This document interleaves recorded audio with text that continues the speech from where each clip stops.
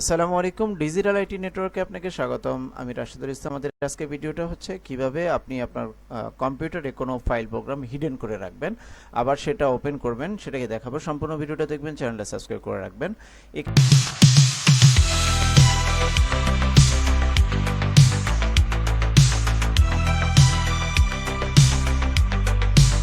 এখানে আপনি সেটিংস থেকেও যেতে পারেন। আমি সেটিংস দেখাচ্ছি, সেটিংস থেকে দেখাচ্ছি।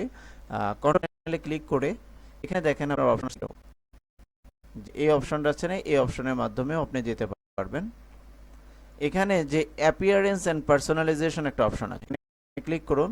দেখেন এখানে show hidden files and folder.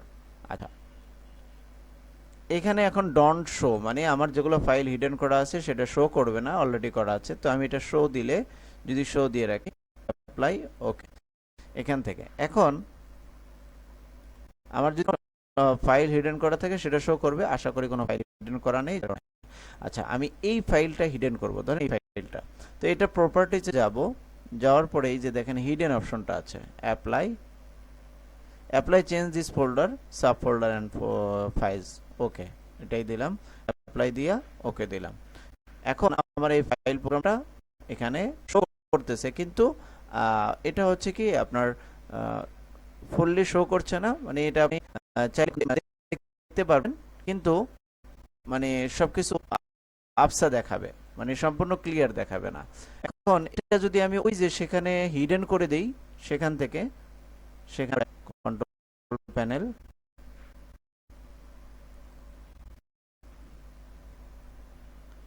Show hidden folder, এই যে ডন্ট শোতে করে আমি ও দিলাম। এখন দেখি ওটা আছে কিনা। এই যে ফাইলটা যেখানে ছিল সেটা কিন্তু এখন নেই, সেটা হারিয়ে গিয়েছে, সেটা এখন হিডেন অবস্থায় আছে। সেম একই বিষয়ে একইভাবে সবগুলো এখান থেকে আপনি রাইট বাটন ক্লিক করে প্রপার্টিজ যাবেন, এখান থেকে হিডেন করতে পারবেন, রিড অনলি করতে পারবেন। রিড অনলি, অ্যাডভান্স, এগুলো বাকি আরেকটা ভিডিওতে আরেকদিন দেখাবো। আজকে জাস্ট এটাই দেখে রাখেন, এটা শিখে রাখেন, এভাবে করেও শিখতে পারবেন।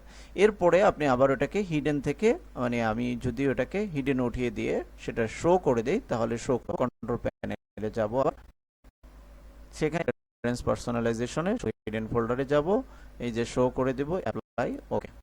আচ্ছা, এখন দেখেন ওই ফাইলটা কিন্তু আগের মতোই আছে, বাট এটার মতো সেটা ফুললি, মানে এটা দেখা যাচ্ছে যে আবছা আবছা, মানে সম্পূর্ণ এটা ক্লিয়ার নেই, ব্লার হয়ে আছে। তো এটাতে আবার রাইট বাটন ক্লিক করে প্রপার্টিজে যাব, এই যে দেখেন হিডেন অপশনটা আছে, এটা উঠিয়ে দিব, দিয়ে অ্যাপ্লাই ওকে দেব, অ্যাপ্লাই ওকে।